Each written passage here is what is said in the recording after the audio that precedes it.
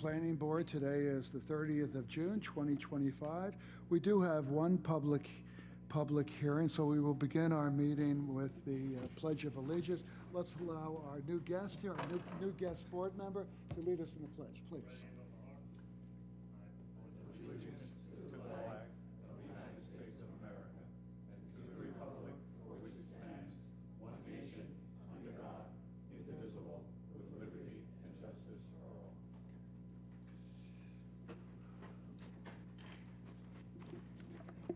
Okay. Thank you very much. Ready? Patrick Albin. Present. Gerald O'Neill. Edward Wynn. Present. Dan Chukan. Present. Frank Santos. Robert Macaluso. Pretty good, huh? Yumiko Healy. Present. Greg Gaxiola. Nunzio Russo. Emily Mull.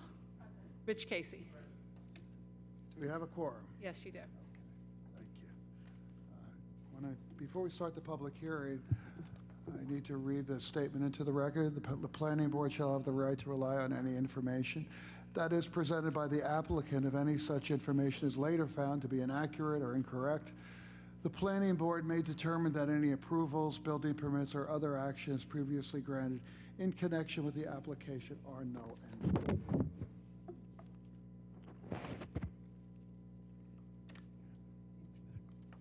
Job 2508A, 471 Oak Street, LLC.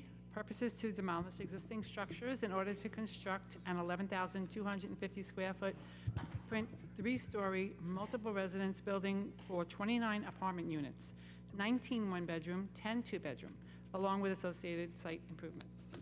Okay, who's here on behalf of the applicant? Good evening, Mr. Chairman, members of the board. For the record, Nicole Blanda. I'm an attorney at Bazell, Blanda, and Visconti with offices at 535 Broad Hollow Road in Melville. Okay, please proceed. I did receive the planning memo, Mr. Chairman. Are you able to hear me? Yes, so you've had a chance to review that with your client? Yes. Are there any issues, any concerns, anything that you would like to bring to the attention of the board regarding any of the matters outlined or mentioned or in this memo? No, we have no issues, and we consent to the covenants You and consent to conditions. all the covenants and Yes. conditions? Yes. And restrictions? Yes. Okay, please. I'm here Go. tonight on behalf of the applicant, 471 Oak Street LLC, seeking site plan approval for a three-story apartment building in the zone of downtown Copiague. The overall premises, is comprised of 5 separate tax lots with multiple addresses. The applicant assembled these properties, and together, the properties have a lot area of 33,548.82 square feet. It's located on the north side of Oak Street, about 97 feet west of Great Neck Road. It is an L-shaped parcel, and all structures that currently exist at the site will be demolished. They include some single-family homes that have been there through the years. There was a home that used to be a funeral home, a home that's being used as an office, so various uses. And what's interesting is that now the site will actually comply more with the downtown Copiague zoning code should this project be approved. In addition, this project will consolidate those driveways that lead out onto Oak Street. So you'll have one curb cut versus the multiple for the multiple properties. So we're seeking to construct a 3-story building with a building footprint of 11,225 square feet. The building would be situated within the easterly portion of the property with the parking area on the west side of the building. We're proposing 29 apartments within the building, 19 one-bedroom and 10 two-bedroom. So on the first floor, we'd be proposing 4 two-bedrooms and 5 one-bedrooms. On the second and third floors, we're proposing 3 two-bedrooms and 7 one-bedrooms. There would also be a basement for tenant storage and mechanicals. The project will require one variance. We are allowed a density of 27 units, and we are requesting to have 29 units. However, we do meet the parking requirement. 34 spaces are required, and we're providing 34 spaces. So now I'll walk you through the site plan. We're proposing a new curb cut driveway on Oak Street. That entrance will be within the westerly portion of the property. There will be plantings and landscaping flanking the driveway, as well as a bike parking area. As you come into the site heading north, parking spaces will be on either side of you. The town DEC requested electrical vehicle spaces, and we are providing 2 such spaces with charging stations on the site. Is that something new? I believe it is. This is the first project that I've had where it's been requested and we've added it. I don't mean to interrupt, but I'd like to tell us more about that. Okay. The question I have is, when did we start mandating? Why are we mandating? Not that I'm against it, just electric charging. So for the record, this wasn't mandated, this was a request, and now we can make it accommodation. And why did you request it?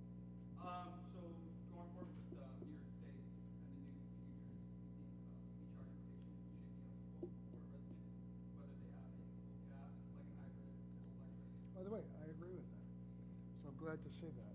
We should put it into code so that you can memorialize it and make it clear. Go ahead, please proceed. Sure. So the emergency vehicle and sanitation truck turnaround is in the center of the site with the refuse enclosure just north of it. The perimeter of the property will be fenced in with the exception of the front street line. There will be a 5-foot buffer along the north side, east side, and west side of the property.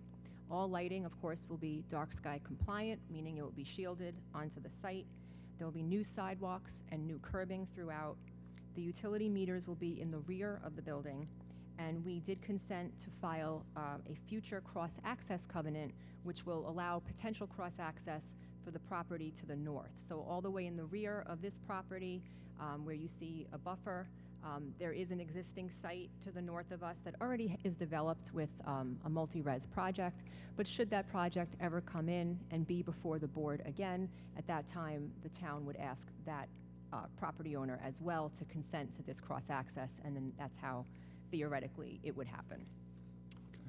There is an affordable housing component, as usual 20%, which equates to 6 units here. And of course, all the tax lots will be merged together so that they can't be used separately or conveyed separately in the future. If we look at the floor plans for the proposed building, you'll be able to enter the building from the front lobby or a rear entrance. The front brings you into an open lobby where there'll be a mail area, a staircase, and then the elevator, because this is a 3-story building.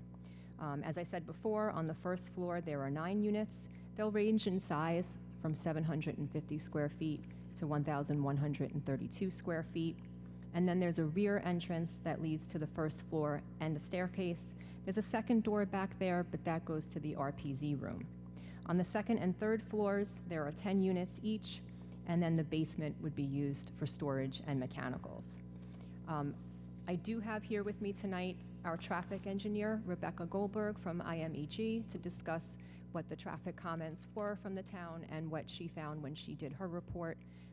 So if the board has questions for me right now, or if you'd like to wait and have Rebecca come up. Board members have any questions? Please, Frank. Hi, how are you? Good, how are you? I see that you have a basement there, but the water table is into the elevator and by the basement, so I'm just wondering how you're dealing with that, or if you're dealing with that? So the architect had told me that there is a 2-foot separation between the grade, between the lower level of the basement, the floor, and then the water table. I do believe that there are some revisions that are being made and that they're being asked to address the elevator as we speak. So they're not with me here tonight, but that will be addressed as part of any revisions that we submit. To bring the elevator out of the water table? Yes. Any other questions? I just want, Mr. Chairman, just to follow up Counsel? with counsel here. I heard from planning that the issue arose about the basement. And I don't know that it's limited to just 2 feet. The formula there doesn't seem to have been met in the plan. So, Okay. maybe our environmental analyst, Mr. Gaxiola, can expand on that a little further, but I don't think it was just necessarily 2 feet. But as long as you're working that out. We are. Addressing that, Mhm. it seems that planning and the environmental people don't think the basement is appropriate here at all. Okay. Let Craig expand on that a little bit. Sure. Greg?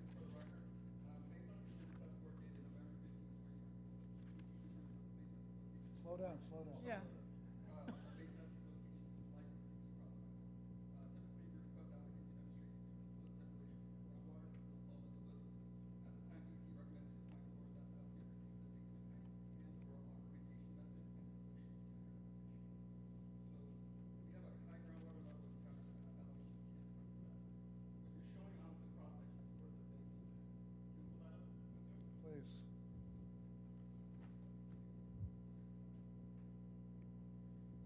Okay, should we? Right. So in the bottom left, scroll down, please. Right there. So you're showing the separation in this drawing right here, Sure. which is 12.7, and then you're showing that highest encounter, high groundwater is 10.7. Now, if we go to the cross section of the basement, it might be in the next drawing.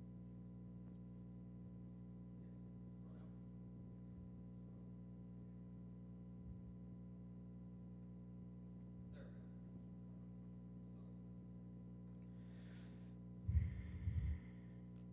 10. So we have 10.7 for highest water level encountered. Scroll to the left one, too. This is the revised site.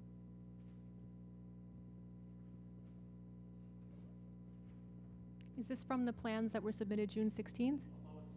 Yeah, so Okay. the most revised site plan is from our department. Okay. But you are proposing elevator, correct? Yes. So what you're showing here in the site plan is there's no elevator pit or the footings. Now, the elevator actually goes deeper than what's proposed on the bottom of the basement. Okay. So you would have to demonstrate to the board the 2 feet separation, whether it's Okay. basement height or any mitigation stuff. Sure. Okay, I'll make a note of that, and I'll have the architect address that. Absolutely.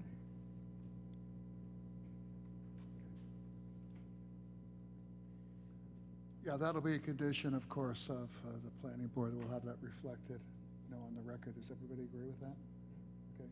Dan, do you want to ask a question?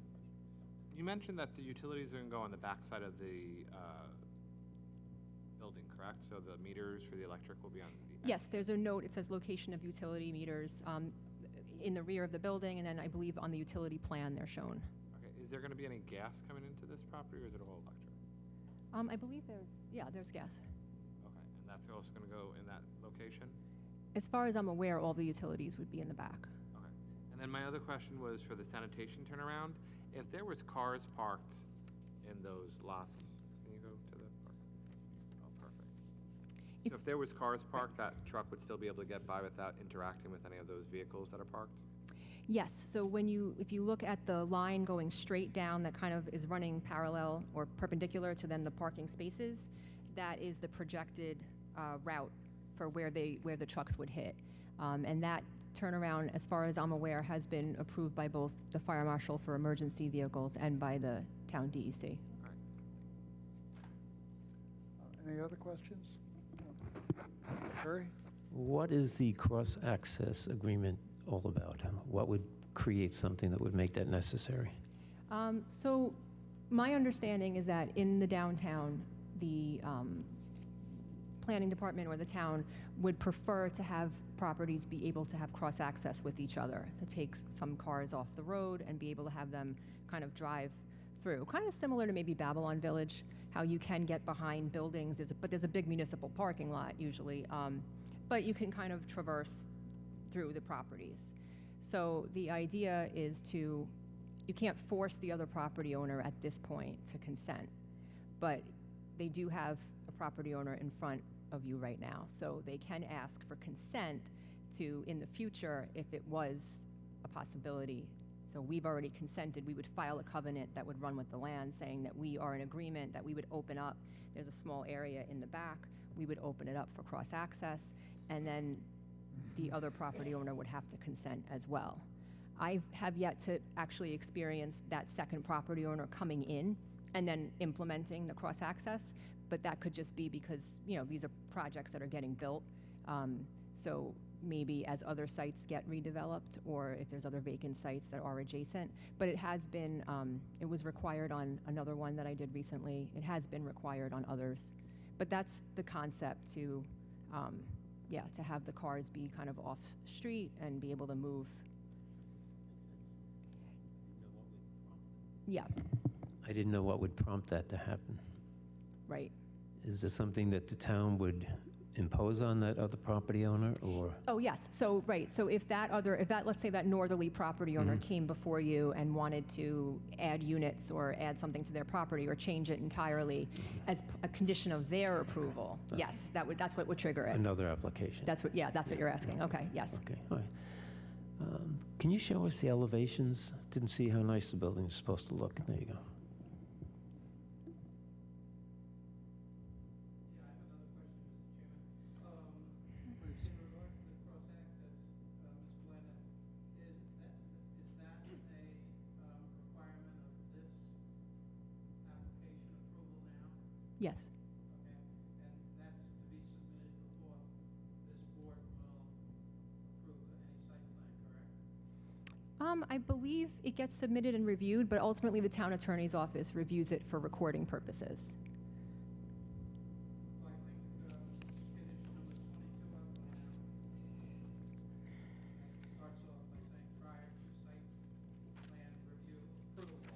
Yes, it has been submitted. Yeah, Very good, thank you. yeah. Okay. Any other questions? What type of heating and cooling systems are going to be used for these apartments? Are they going to be in wall? Is it going to be one main system? How does that work? No, it'll be a forced hot air, and it'll be a large HVAC system, central air. And they'll be on the rooftop? Yes. Or is there a parapet wall that goes up how many feet to cover them? Or is there going to be some type of covering around them? I believe, well, I know we meet the height requirement, so we're not going to be going above the height.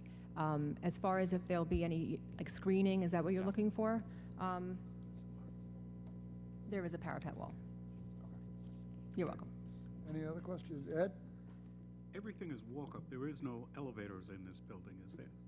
We are proposing an elevator. And then there's 2 staircases as well. Okay. Questions? Yeah, I have, if there are no other questions, I have a question regarding affordability. I see that 6 of the units are, roughly, approximately 20% of the units were set aside as affordable. So I assume that means you're going to the IDA for IDA, because I know that's a IDA. No. No? No. No, we're not looking for any tax exemptions or anything like that from the IDA or any kind of special financing. The Long Island Housing Partnership, or there's a couple of consultants now that they work with the property owner to come up with. I aware of that. I'm on the board of the Housing Partnership. Oh, okay, so So that's good. So it's 20% of what? of 29 units. No, 20% of what in terms of income? We're required to have 20% of the units be affordable. No, but and what's the how do you arrive at the affordable HUD rate? helps us out with that. I don't Pardon have me? those financial numbers. It- HUD it- does that. it's HUD a does the HUD. calculation.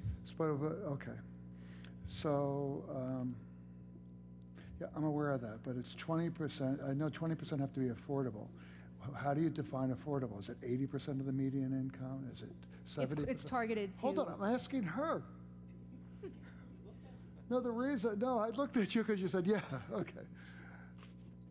And by the way, the reason why I'm asking this question, I think it's great. It's very important.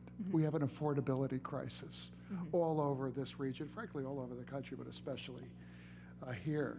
And it's like when my wife says, well, I got 50% off. It's like, 50% off what? Any of you, I got it on sale. Well, it was 40% off. Of what? So this is like, so this is what of the? They look at the median income. I know, but I it's- can't give you the actual numbers. I don't know the actual math, Okay. like the numbers for this area, but they'll calculate All it. right, now look, it's already agreed to. Could you report back to us at the next meeting what that rent will be? Sure, I'll take a look at what the formula is, but I, like council, don't have that available now, but I will have I'm it aware of that. information. I'd like to see that in future memos. That say, okay, 80%, this is the, you know what, I forgot, we've got a great new planner here. Not so new anymore, but thank you. Okay. Yeah, no, it just struck out me, so I thought I'd ask you the question. I wasn't trying to put you on the spot. Sure. Just like, fortunately, my wife has her own money, so she tells me to mind my own business. I'm not going to comment on that, Mr. You don't have to Chairman. comment on that. That's just statement. I wanna know when state to that not as a- comment. Well, I want to state that for the record, if you know what I mean. All right, that's good. You can have the traffic? I would like our traffic Yeah, engineer. please, Yes, thank you. Please, thank you.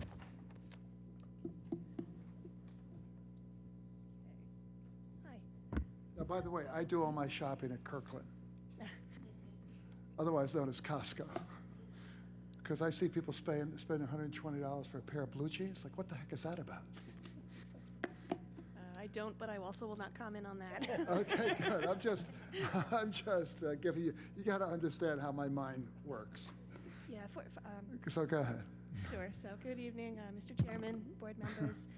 Okay, Rebecca, I've got to swear you in. Okay, could you state your name and address for the record? Yes, Rebecca Goldberg with IMEG, I-M-E-G, business address 177 Crossways Park Drive, Woodbury, New York, 11797. Okay, do you swear to tell the truth, the whole truth, nothing but the truth? I do. Okay, please proceed. Sure. And just to also help address that last question, typically the numbers for affordability will change every year with inflation and whatnot. And they are based on 80% of the median income for the area. I believe that could be for the county, that could be for the town.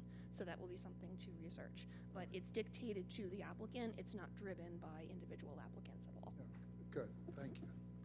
Okay, so as Nicole mentioned, I prepared a traffic report for this application to address the town's traffic safety review comments, and the report is very brief. Since the plans are already code compliant for parking count and dimensions, and because the site access, Oak Street is a Suffolk County roadway, so the site access is for county jurisdiction. So the one request was for what's called a trip generation assessment. And in my report, I have the Institute of Transportation Engineers Trip Generation Manual. Current edition is the 11th edition, which yields at most one car every 7 to 10 minutes in or out of this property.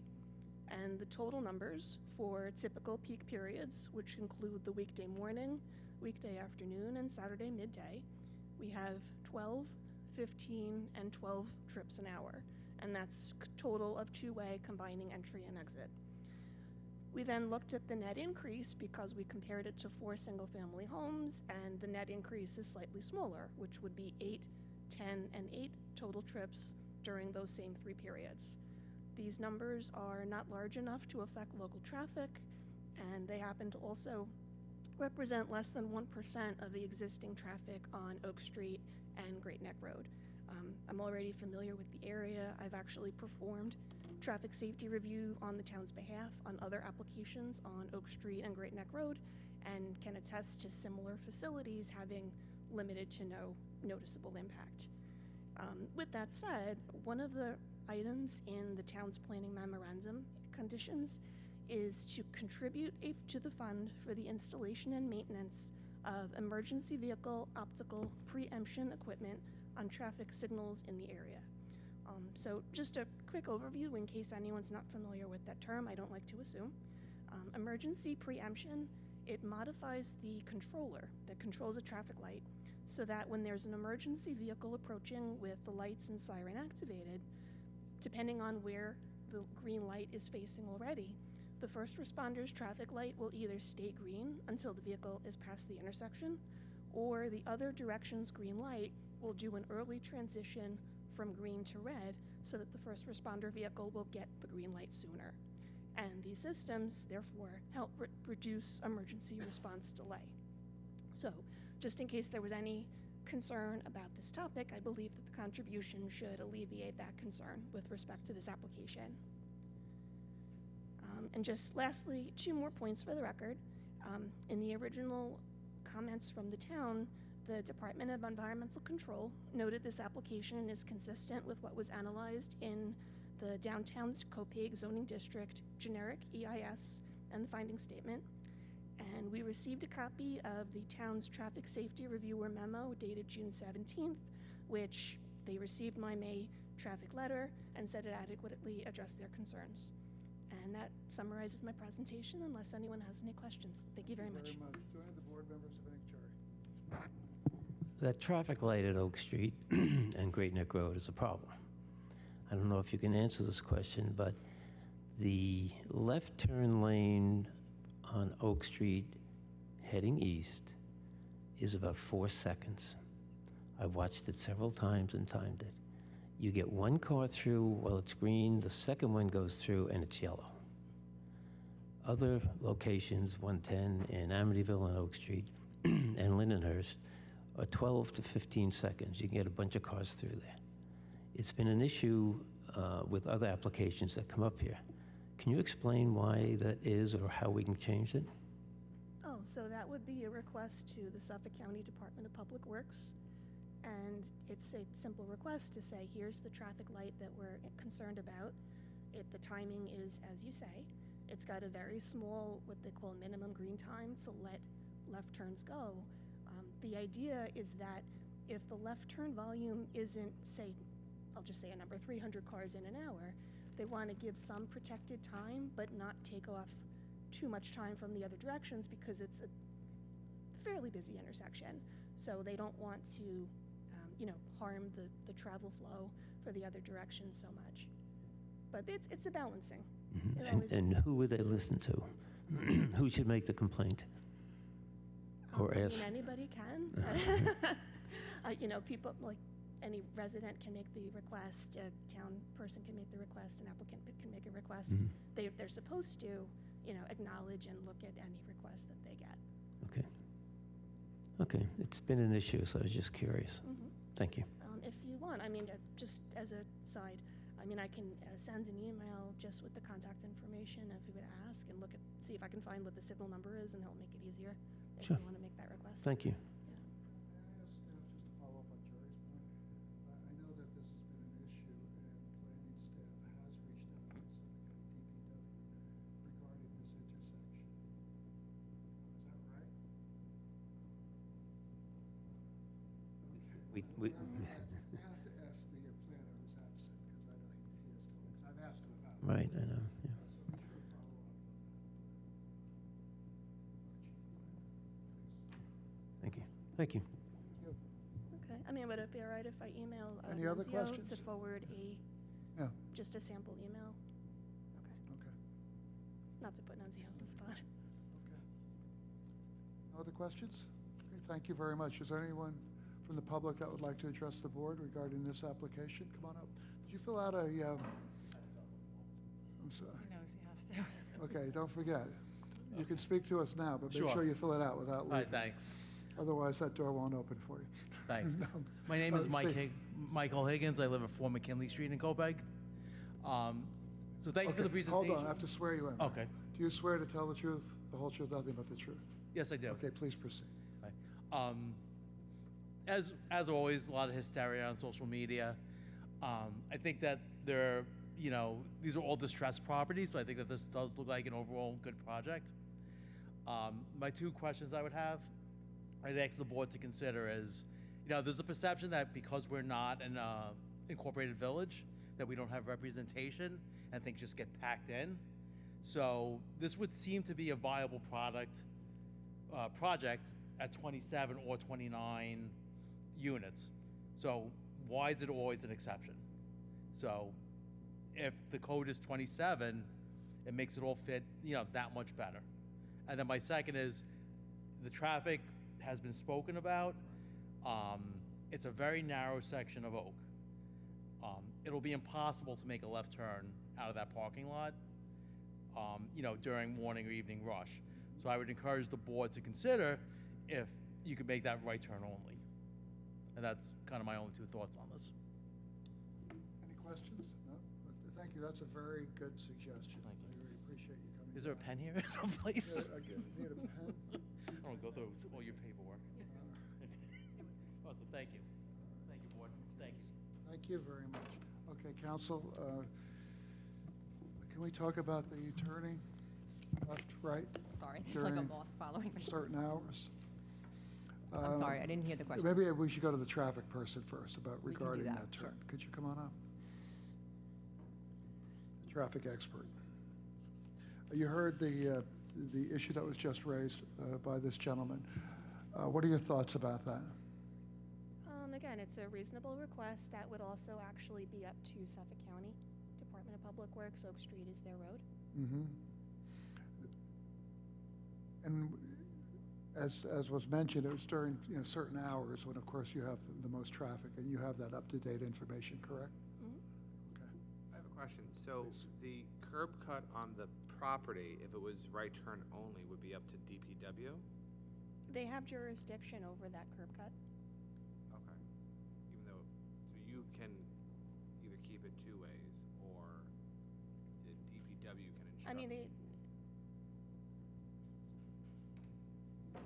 Yeah, so there's no concern from the applicant's point of view if the town makes that a condition, Okay. but I believe the final approval is up to the county because it's, yeah, so if they were on, 4th Street or Yeah. Spielhagen, then it would be town Thank purview you. only. When you get back to the computer, can you go back to the site plan so we can see exactly where that curb cut is? Yeah, it's about 22 feet or so from the border, from the property. Okay. And, right, is that it, right here where it says 30? Yes. The curb cut. Okay, and if you could go back to what is there now, if we are able to show us where that is on what exists now, that would be very helpful. Right there, okay. And I'm curious, I know you don't know this off the top, but maybe you do. What's the approximate distance between that curb cut and the light that you'd be making a left or a right turn? Oh, there you go. You've got all these things. I forget. Okay, so that's a football field. In 1 yard. A little over 1 yard. Okay. The goal line's a little bit It's not a back, soccer okay. field, though. It's a football field. What we Americans call football. Every place else in the world, they call it something else.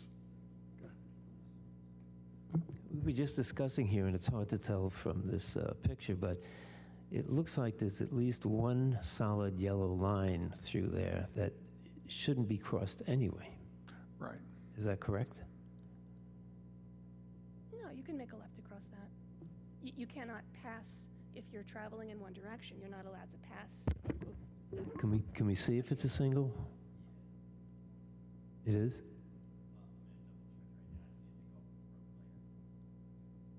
Okay. Mm.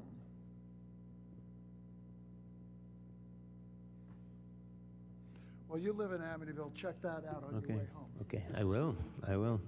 Okay. Okay, report back. Okay. Oh. Darius, you're pretty familiar with that road. Is it a double line? Okay, don't worry. Don't. Good answer. Is it a double line? Pretty sure. Okay, well, that won't go on the record because we'd have to swear you in. But that's okay. We're not going to hold you to it. We'll check that out, of course.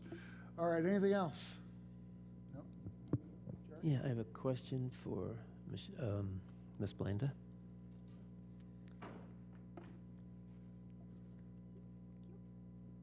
The EV station stuff is pretty new to us. is. We did have a seminar where we learned a few things. Question came up of the type of charger that's going to be there. There's a level 2 and a level 3. Ooh, you're getting detailed about that. I'm not sure. They didn't call out exactly what level it would be. I don't know if we were asked for a specific level. Maybe the town DEC knows? No, I think the proposal, the applicant proposes 8 amp hours, 500 level 3 chargers, fast chargers. Yeah, that way tenants can, if they have more than one electric, nobody's going to hold that thing. They won't, right, they won't take longer than Right. necessary, yeah. Good question. Okay, thank you. Any other questions, comments? No? Okay. Thank you very much. Can I ask the developer, the owner, to come on up here? Could you state your name and address for the record? Darius Murkowski. Do you swear to tell the truth, the whole truth? I do. How long you been in Kopek now, or in that area? In that area. Since '93. Yeah, Actually, '89. I came in '89. yeah, I was going to say that. Thank you for making all these investments in Kopek, I appreciate that. and you've really done a nice job, a really Thank you. nice job. Thank you. I'm trying my best. No, you're doing more than trying. You're actually making it happen. Okay. Thank you so So much, Chairman. we appreciate it. Anybody else want to add anything to that? Because one of the things that I've come to appreciate being on this planning board and is that, all these areas, like parts of Kopeg, for that matter, Montauk Highway, elsewhere, were really poorly planned. Frankly, they weren't planned. They were just stuck in different places. They say back in the day, and of course the statute of limitations has run, it was really not about good plans, but who you knew. And somehow you'd end up with a factory. You'd have a factory built behind houses or houses built behind a factory, and as you might imagine, that isn't the best combination of uses. One of the things I'm really grateful to our planning staff and to the planning board and the town board, all the others who've encouraged the redevelopment of this, and to fix these things which were just ugly and inappropriate. So we appreciate it. And this is turning into a very nice downtown. Thank you, Mr. So Chairman. thank you. Thank you. And the other thing I want to add is that, look, it's one thing for government to say, okay, we're going to change the zone and all of that. And of course, you've got to work with the planning department and all, but I want to thank the planning staff for being so collaborative with the developers. Because you're not going to invest the money you've worked really hard to save and invest and all that if you didn't believe that you had a local government that's going to work with you to make it happen. We've seen too many cases where people come up with the best intentions and they just don't work through the problems. It's like, get out of here, goodbye. And come back and come back with something else. But I know that this is a collaborative thing that you've done with the planning staff, and we very much appreciate that. And I appreciate that as somebody who's lived in this town my whole life. Thank you very much. Thank you very much. I have a question for you. Sure. You have a relative or brother? Yes, I do. I have an older brother that's, Yes. yeah. Andre? Yes. Yeah. How do you know Andre? They do extremely fine work, and your brother did work for me, and everyone is asking about it for years, and so And then no cracks, no nothing? no cracks, no nothing, just A good foundation. just heavy compliments. I guess runs in the family, you know? I don't know if I'm gonna. You could say it, I'm just curious. So I where did, was the work? he did brickwork, he bricked the entire front of my house, he did a lot of work, but beautiful, Great. beautiful work. Well, remember, they come from a part of the world that goes back hundreds and hundreds of years before people came here to North America. So they know how to build. Good, and a good work ethic. All right. Thank you, Board. Thank you very much. Okay. Anything else? Okay, that concludes our public hearing. We're now going to go into our work session by Ed. Second? All in favor? The public hearing is closed. We're going to reserve decision. The decision has been reserved in order to review any feedback and go over any of the issues that came up during our public hearing. So the record will remain open for written comments. To follow up on the application or submit additional written comments, you can contact the planning department in a number of different ways, in person, and by going to the planning department in the west wing of Town Hall, or applicants and plans are available for inspection between 9 a.m. and 4 p.m. By phone, 631-957-3103, or by planningcomments.com at Town of Babylon.